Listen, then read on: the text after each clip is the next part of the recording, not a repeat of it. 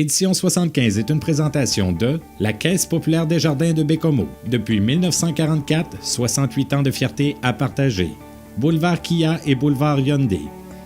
Et de vos courtiers Remax Distinction de Bécomo.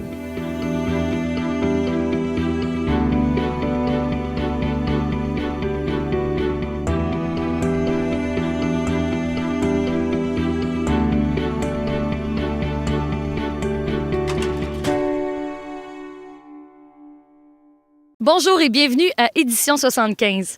Vous avez été plusieurs à nous envoyer des commentaires positifs sur la 3e émission qui faisait un survol historique des débuts de la ville avec M. Jean Lévesque. Eh bien, cette semaine, question de se faire plaisir et de vous faire plaisir, on l'espère aussi, on vous offre une autre émission à saveur historique. Les débuts de la ville de Bécomo et le développement de la ville aussi sont dus en grande partie à l'implantation d'une usine à papier qui a été faite par le colonel Robert McCormick. D'ailleurs, Jean Lévesque y a passé 36 ans de sa vie comme papetier.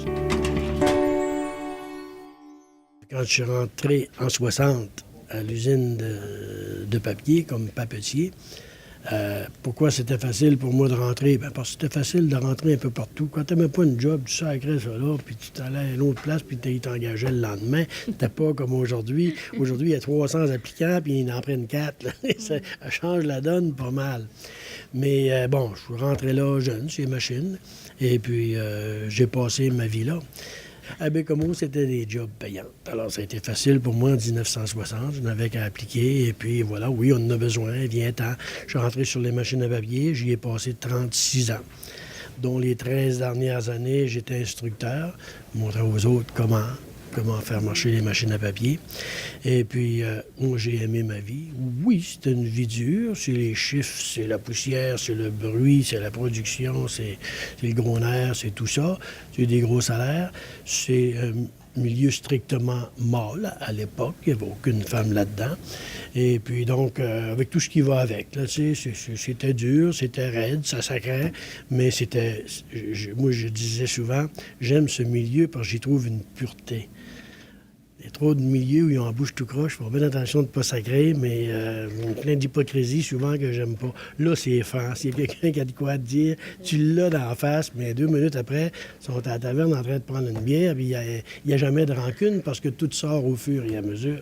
Et voilà, j'aimais ce milieu-là, un milieu franc, direct, et puis voilà, c'était comme ça. C'était, à l'époque, en 1937, quand ils mettent en marche la première machine, c'était mondialement. On en parlait dans tous les journaux. En Europe, partout. On disait Bécomo, au Canada, il y a un moulin là le plus rapide au monde. Les machines à papier, c'était pas n'importe quoi, là. Aujourd'hui, ils sont loin d'être les plus rapides au monde. Mais à l'époque, on venait de bâtir les machines avec les nouvelles technologies les plus rapides au monde. C'était quelque chose. C'était quelque chose. Moi, je me souviens, jeune homme, longtemps après quand même, j'ai travaillé sur les machines à papier 36 ans de temps. Un vieux qui travaillait avec moi, là, puis il venait de Nouveau-Brunswick, là, d'une place pauvre en tout cas, là où son coin. Puis il avait entendu parler de ça. Bécomo, il part un moulin, puis il engage du monde, on prend une chance. Puis c'est de même qui est venu. Il me racontait, il dit, on me disait chez nous, il dit, une petite ville neuve, moderne. Il y a des toilettes dans toutes les maisons. Penses-tu que je croyais ça? Penses-tu que je croyais ça? Voyons d'autres, oui. Des toilettes des riches, peut-être, mais pas des toilettes dans... Je te dis, il n'y a pas une chiotte en arrière de la maison. Des toilettes dans toutes les maisons. Il n'en revenait pas. Puis quand il est arrivé ici, puis il a vu ça, il était incroyablement épaté. Il faut se remettre dans l'époque. On est en 1937. Il y a beaucoup de pauvreté au Québec. C'était la place. C'était la place. Aujourd'hui, on dit qu'ils font des salaires dans le Grand Nord. Dans le temps, on faisait des salaires à Bécomo. La pauvreté à Bécomo, il n'y en avait pas. Tout le monde avait un salaire raisonnable. Et puis, tout le monde avait sa maison. Mais bon, ça fonctionnait. C'était paternaliste, mais ça marchait. Oui, en 1937, il y a eu une mairie, puis c'est devenu une ville et tout ça, mais tout du monde nommé par McCormick. Puis là, la première conseil de ville, c'est tous des gens de Québec-North Shore. Mais bon, bien sûr qu'on va aller demander à McCormick, ouais, si on peut faire ça. Ça ressemblait à ça. C'était peut-être pas marqué dans le papier, mais on sait que c'est comme ça que ça marchait. Tranquillement, l'autonomie s'est installée, mais au départ, c'était vraiment toute la business à McCormick, que ce soit la ville ou n'importe quoi. Il n'y a rien, personne qui bougeait sans avoir la permission de McCormick. Ça finissait là. C'était comme ça. Peut-être pas comme ça dans les papiers, mais c'était comme ça dans la vraie vie, parce que si t'es pas content, il va arrêter de payer. C'est un gros atout, ça. Mais il aimait les gens de Bécomo, c'est bien sûr. Il aimait se mêler aux gens de Bécomo. Le manoir Como, c'était à lui, quand il venait. Puis oui, c'était comme un hôtel public quand il était pas là, mais quand il arrivait, là, il y a plus une chambre qui pouvait être louée là, puis c'était leur place, venir faire leur party. Jean Lévesque nous parlait du côté paternaliste de McCormick. Il nous raconte ses souvenirs d'enfance au retour de la pause.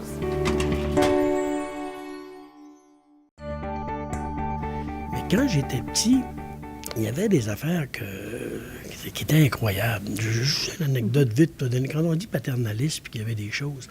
Par exemple, j'aime beaucoup la musique. Dans ma famille, on aime beaucoup la musique. On allait voir des concerts. Les jeunesses musicales n'étaient pas encore là. Mais il y avait des concerts. Les plus grands noms de chanteurs, des Loïs Marchal, puis des André Cassadessus au piano, les plus grands noms qui allaient rien que dans les grandes salles du monde, là. Ils ne venaient même pas à Québec parce que la salle était trop petite, mais ils venaient à Bécomo. Parce que McCormick avait de l'argent, puis toi, tu viens jouer ici, puis on va payer. Puis en dessous de l'église Sainte-Amélie, la salle n'était pas divisée comme aujourd'hui. C'était une grande salle, puis tu chantes là, finis là. Un jour, j'étais tout petit. On ferme l'école, venez-vous-en avec nous autres, on va tous à l'aréna. On va faire là, une joute de hockey. Et qui joue? C'était nos pères, l'équipe de hockey de Bécomo, nos parents. Mais ils jouaient contre les Blackhawks de Chicago. Tu sais, tu vas dire, c'est quoi, là? Blackhawks de Chicago, ils jouent pas à Bécomo, puis à Haute-Rive, puis à Chouteau-Zoutard. C'est quoi l'affaire? La glace n'est même pas assez grande pour être réglementaire. Non. La raison est simple. Les Blackhawks de Chicago, c'était la propriété de McCormick. Il les possédait. Il disait, embarque dans l'avion qui est là, il vous attend, envoie à Bécomo, puis laisse-leur gagner une coupe de points, là. Faut pas que les vieux de Bécomo soient frus. Fait que ça a fini quelque chose comme 13-6, ou je sais pas trop. Ils en ont laissé. Ils sont tassés, vous dire, fais-en non, hein? Enfin, j'exagère un peu, mais c'était bien. Alors, tout Bécomo était là, bien sûr, puis ça a été un événement. McCormick, c'est un Américain. Est-ce que ça se déroulait plutôt en anglais, en français, parce qu'il y avait des travailleurs d'ici? C'est affaire le fun. Les gens disent tous que c'est des Anglais, c'est des Américains. Oui, mais McCormick était allé à la guerre dans son jeune temps, Première Guerre mondiale, en France. Et il a travaillé longtemps en France, comme on disait le colonel, mais c'était vraiment un colonel, un gars de l'armée, qui était à la guerre. Et il a appris le français. Et il parlait, avec un accent, mais il parlait français. Et sa fierté, quand il venait ici, c'était de donner la main puis de parler en français avec les gars de Bécomo. Puis ça, c'était une fierté. Il allait au manoir. Il y a des anecdotes, c'est marqué dans l'histoire, là. Il allait au manoir, puis là, il recevait les grands boss des États-Unis qui étaient venus. Puis là, il faisait son speech en avant. Puis il finissait avec quelques phrases en français. Puis là, il les regardait, puis il dit, « Il y en a encore qu'on n'a pas compris? Ce que je viens de dire, là, c'est en français. On était à Bécomo, ici. Bécomo, c'est en français que ça se passe. McCormick, ça sortait de sa bouche. Bécomo, c'est en français. Je suis pas sûr que les autres ont tout fait ça, mais en tout cas, il disait ça. Puis il disait, si vous voulez rester à Bécomo, puis vous intégrer à Bécomo, ben, apprenez le français. McCormick parlait comme ça. C'est moins connu, ça, mais c'est réel. C'est consigné dans les archives. C'est des anecdotes, le fun, là, tu sais. Lui, il aimait ça, le français. C'était un espiègle. C'est-à-dire, c'est un peu comme les rois, ces riches-là. Là. Il y a toujours une délégation autour qui le suit, puis qui watch pas qu'il tombe. Puis tu sais comment c'est, hein? Et puis, lui, son fun, ça l'agaçait toujours un peu, même s'il le tolérait. Son fun, lui, c'était de jumper.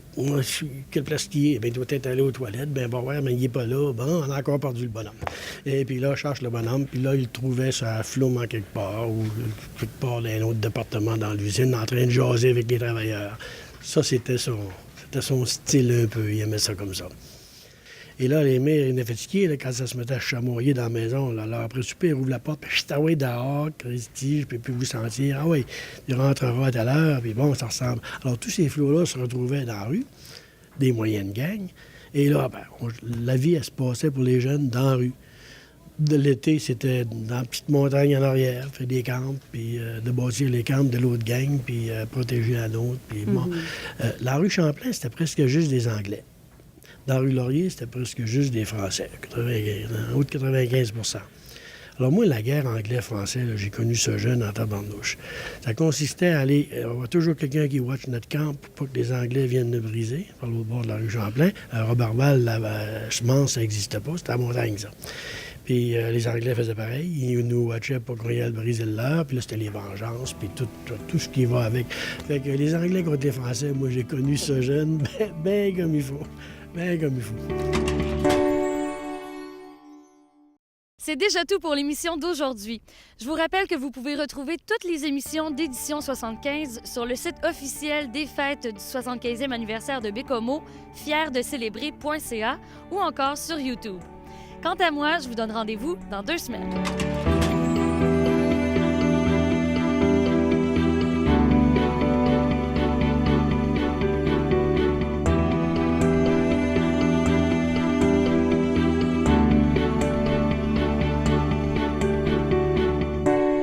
Édition 75 vous a été présentée par la Caisse populaire des jardins de Bécomo. Depuis 1944, 68 ans de fierté à partager. Boulevard Kia et Boulevard Hyundai. Et vos courtiers Remax Distinction de Bécomo.